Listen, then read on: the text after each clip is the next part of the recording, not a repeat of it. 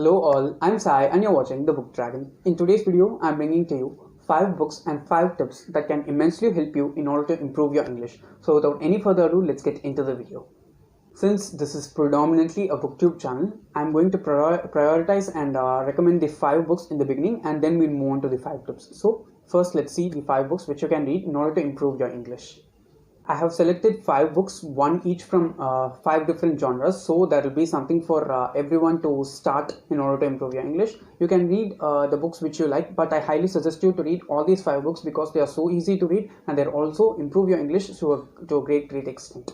The first genre that I've selected is classics, and I've selected classics because they have the purest form of the language currently available. So the classic that I'm recommending today is Little Women by Louisa May Alcott. This might seem like a huge book, but believe me, it is such a short book and you can easily read this. The language in this book is so simple, guys, and the story is also really good.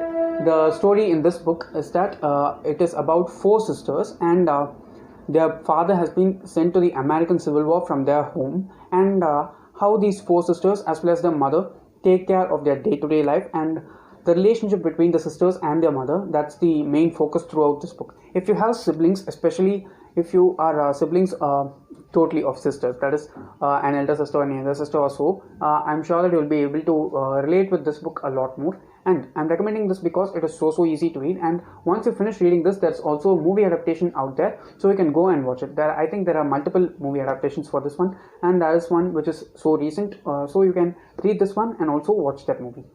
The next genre which I selected is mythological fiction. I've selected mythological fiction mainly because mythology consists of stories which we already know because we've heard them as children throughout our lives. And the main thing about mythological fiction is that they tell the stories which we already know from a different point of view. So you'll be getting the same story which you know from a different perspective. Now, the book that I'm recommending is Narasimha by Kevin Missal.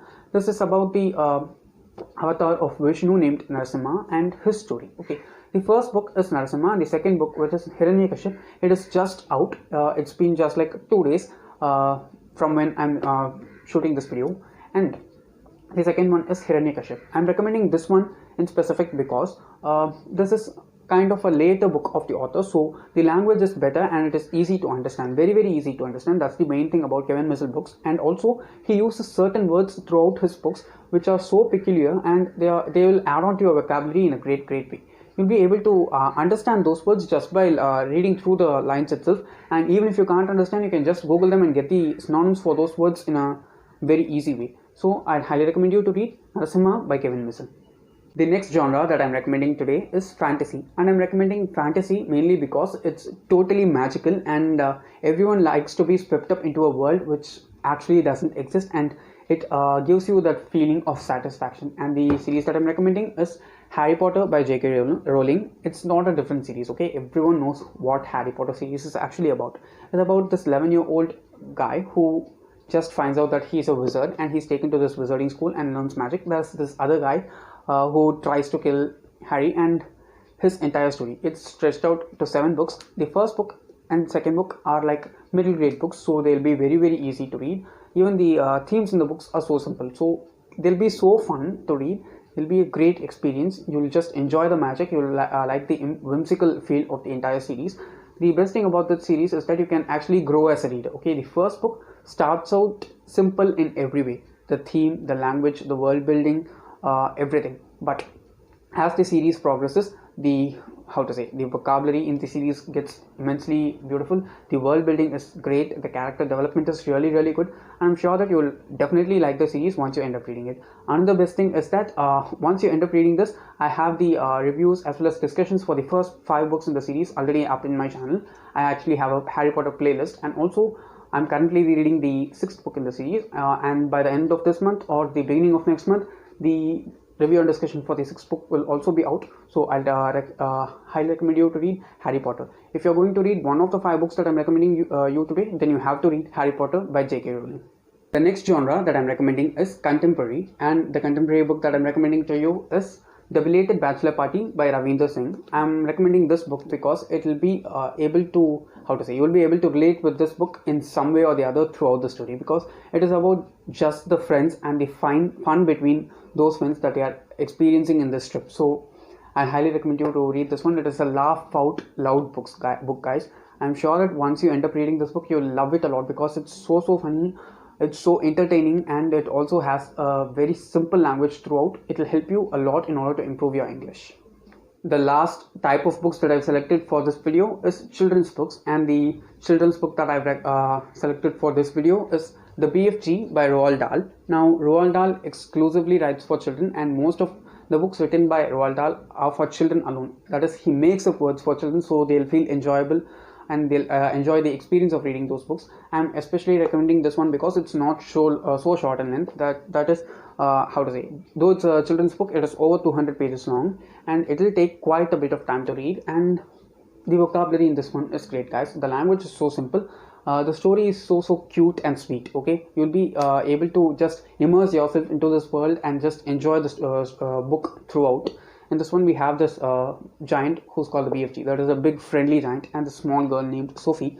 The giants are said to move in such a way that they are not visible to the human beings, and they have to travel only during the nights. But if a human being sets sight on a giant, the rule is that the giant will take the human being with them itself, because the existence of the giants is not to be known to the outside world. But Sophie accidentally sees the BFG one night, and the BFG just takes her with him. There are also the multiple cruel giants in this world who actually try and just eat up human beings just for fun. Okay, and that's the best thing about this book. It is not all normal. It is such a classical book, if you ask me, and I'm sure that you will find it very enjoyable while reading. Now we'll move on to the 5 tips which I'm going to provide you in order to improve your English. I'm sure that if you follow these 5 tips, they'll help you improve your English in an immense way, because I have followed all these things unintentionally. I didn't know that these things are actually going to improve my English. All these are from my experience, and I'm sure that if you follow these, you'll be able to improve your English in a great way. The first step is to read a lot more children's books, because children's books are written in such a way that the language is simple. It is made in order to make the children start to read. So they are made in order to make the children learn language. Okay, so if you're trying to learn any language, I'd highly recommend you to read children's books in that language, not just English, in any language. I'm saying, if you're going to try and learn a language, you have to try and read the children's books in that particular language. This is mainly because it is just like the alphabets of speaking. Okay, we are started by being taught the alphabets rather than words, right? So if you start out reading children's stories, you'll be getting the basic essence of the language, and you'll be able to develop a lot more with that strong foundation. So always try to read the children's books in any language when it comes to beginning. My tip number 2 is that you have to read a lot more English magazines. Okay, now you all might have this doubt that what kind of magazines you need to read in order to improve your English. And for the answers for that is that you can read any kind of magazine. It doesn't matter at all. You just have to read English magazines. That's what matters the most, because the press, the printing media is the best way in order to improve any language, guys. Do believe me. And if you're reading newspapers, it's better. Okay, I'm saying magazines mainly because magazines seem to be a bit more entertaining and less boring compared to newspapers. And the things in magazines are mostly like gossips and certain other stuff. Right? It is mostly focused towards entertainment rather than just knowledge feeding or info dumping. So I'll highly suggest you to read magazines. Some of you might even have the doubt that magazines sometimes might be a bit costly, especially English magazines. And the tip I'll give you for that is that try to read magazines online. Now, if you have the Geo app, I'm sure that there are multiple English magazines that are available as e-magazines in their library, and you can definitely check them out. They are just available for free. Okay, just go and read those those magazines which are available for free over the internet. Third tip is the one which I love the most, and I actually love doing this rather than any of the other things which I am speaking about in this video, and it is to watch more English shows and movies. Okay, I'm telling you guys, this is the best way in order to best as well as easiest way in order to learn English, because while you're reading stuff, you're going to read them in your own voice and read them in your own pronunciations. It's not possible to go and look for the pronunciation of each and every word in Google Translate, right? So what I highly suggest you to do is watch more English shows and English movies. There are a lot of shows and movies out there. Suppose if you think that I cannot pay for subscriptions and watch English shows and English movies, then do one thing, which is just go to YouTube. Okay, YouTube is filled with English videos. I cannot tell you, because it's available in like every type of videos. Okay, English videos are there throughout the internet, not just YouTube. I'm saying YouTube because it's free. So if you want to learn English, start to consume a lot more video content in English, because they are going to speak the language, so you'll be able to learn how to pronounce certain things, and also in order to deliver certain stuff in certain ways that people do. Actually, I like American and British accents a lot. That's their mother tongue, right? So they will be having that particular thing with the language, just like any of us also have. If I start speaking in Tamil, I'll feel a bit more easier to speak the language, because it's my mother tongue and it's so comfortable and flexible for me. It's in the same way for others also. So always try and watch more English shows and English movies.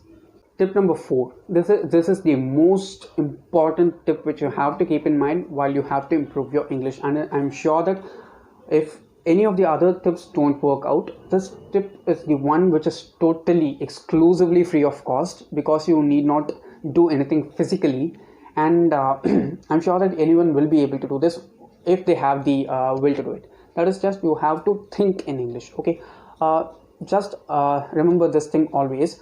Language is just the conversion of our thoughts into a form in which other people can understand it. So I'll highly suggest you to think in English, because what you think is going to come out of your mouth, right? So if you start thinking in a language, you'll be able to reproduce your thoughts in that language in a better way. This is the prime thing which I actually followed in order to improve my English.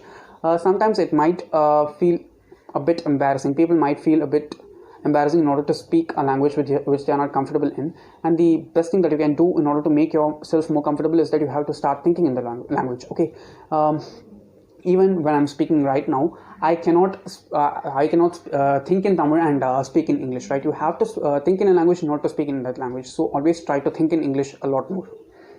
Tip number 5. This is one which you should do, guys. Even after you watch this video, you can just do it right now, which is, you have to comment in English.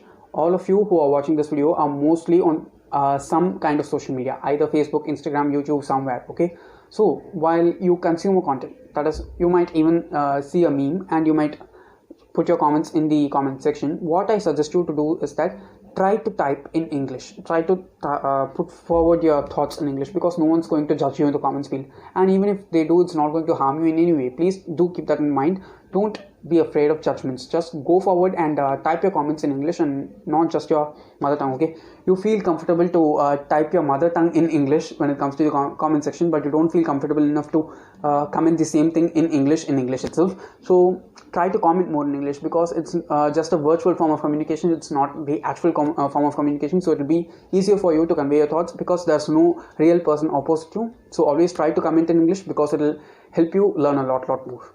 Okay, those were all my 5 books and 5 tips in order to improve your English. If you found this video helpful and interesting, don't forget to give it a thumbs up and also share it to your friends. If you want to get more content from me, do subscribe to the channel. Thanks for watching and have a great rest of your day.